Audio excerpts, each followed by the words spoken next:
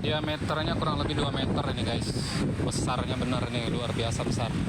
Dan banyak sekali sampai ke ujung sana berserakan tumpah diterjang badai semalam.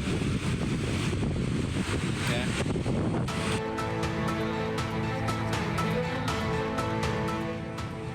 Satu kapal tongkang kandas di perairan Tanjung Setia, pesisir barat Lampung, usai diterjang ombak tinggi dan angin kencang.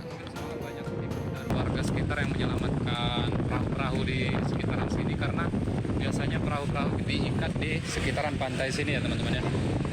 Jadi beruntung mereka mengetahui saat terjadi tumpahnya kayu-kayu ini dan mereka menyelamatkan perahu masing-masing. Sebelumnya, kapal tongkang yang bertolak dari Sumatera Barat pada 2 November lalu ini hilang kendali akibat cuaca ekstrim. Ditambah tali pengikat kapal diduga ikut terlilit, memperparah situasi hingga kapal terdampar. Kapal yang membawa sekitar 4.800 kubik kayu ini mendadak menjadi perbincangan, menyusul ramainya isu kayu gelondongan saat banjir melanda Aceh, Sumatera Utara, dan Sumatera Barat. Polisi telah memeriksa 3 anak buah kapal untuk menyelidiki penyebab insiden ini. Pihak aparat kepolisian sudah mengambil langkah-langkah dan tindakan karena di dalam kapal itu juga sudah diambil keterangan dari ABK, ada 3 orang di situ ya, sebulan yang lalu ya, pada tanggal 6 November terjadi kejadian seperti itu. Kalau kondisi kan sekarang kayunya udah keluar kemana-mana, Bu? Untuk saat ini masih ditangani oleh pesisir barat dan Pol Air ya. Hingga kini, kapal beserta muatan kayu meranti merah, kayu kruing, dan kayu meranti putih masih terdampar di pantai Tanjung Setia, menunggu proses penanganan lanjutan. Dari pesisir barat dan Bandar Lampung, Andres Afandi, iNews melaporkan. Viral di media sosial, ibu-ibu korban banjir memprotes keras aparat kelurahan yang membagikan bantuan. Ia mengaku kesal karena tak kunjung dapat bantuan dan menuding penyaluran bantuan tidak merata.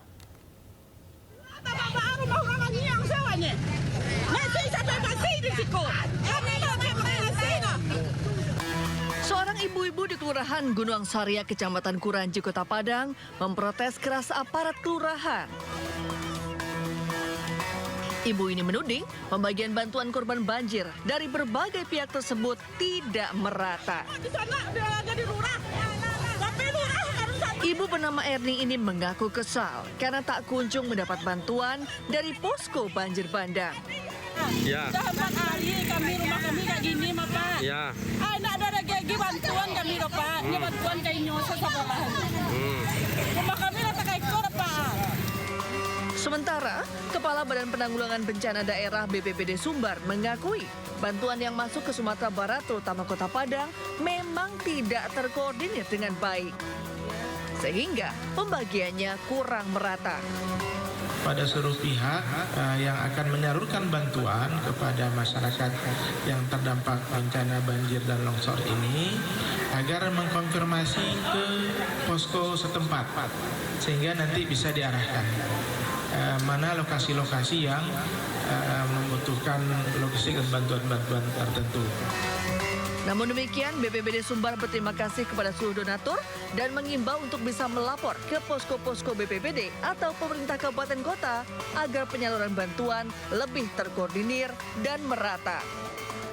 Dari Padang, Sumatera Barat, Budi Sunandar, iNews melaporkan.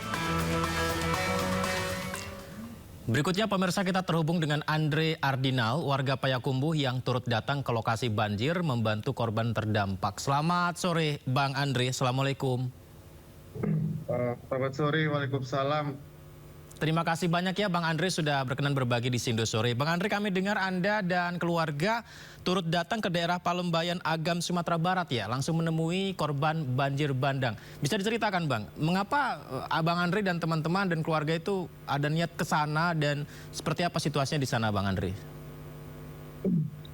Ya, untuk awalnya saya tergerak melihat saudara-saudara kita yang mengalami bencana.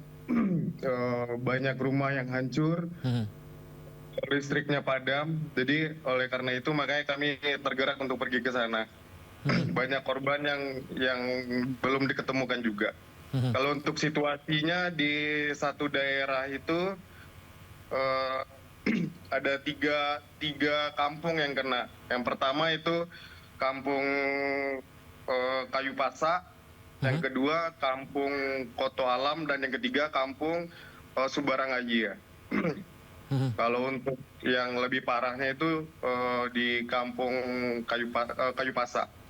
Yang sesuai di gambar ini di Kampung Koto Tangah ini yang sekarang. Di kampung mana, Bang?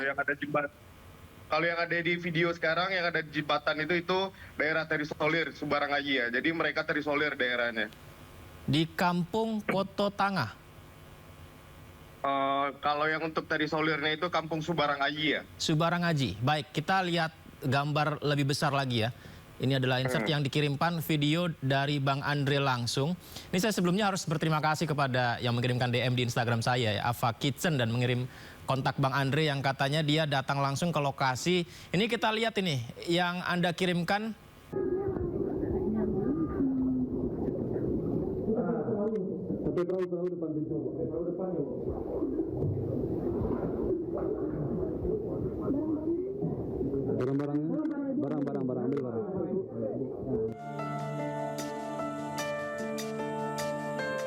Ibda Ferry Hardinsyah, anggota Polda Sumatera Barat, berjibaku menerjang banjir untuk mengevakuasi warga yang terjebak pada akhir November lalu.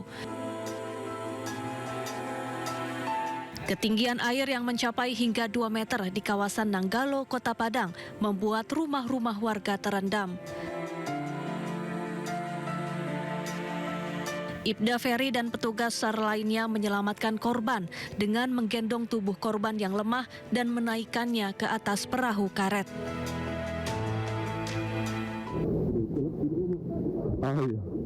Banyak batu.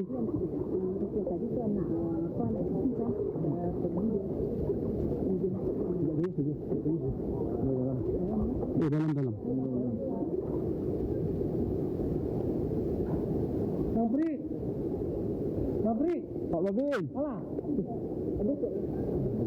Jadi ketika itu kami mendapatkan informasi dari salah satu warga ada 2 orang suami istri yang belum dievakuasi. Karena menolak dievakuasi, jadi saya bersama tim dari Humas dan Kapolsek Nanggalo mencoba turun untuk merayu, membujuk sepasang suami istri tersebut supaya mau dievakuasi. Awalnya beliau bersikeras tidak mau. Jadi setelah dibujuk sama Kapolsek Nanggalo, akhirnya ibu itu akhirnya mau kita evakuasi ke posko. Kini banjir di beberapa daerah di Kota Padang sudah mulai surut, namun masih banyak korban hilang yang belum ditemukan. Dari Padang, Sumatera Barat, Budi Sunandar, iNews melaporkan. Pemirsa, diterjang gelombang tinggi satu kapal tongkang yang mengangkut ribuan batang kayu dari Sumatera Barat terdampar di pantai Tanjung Setia, pesisir barat Lampung. Sebanyak 5.000 kubik kayu hutan berserakan di sepanjang pesisir pantai.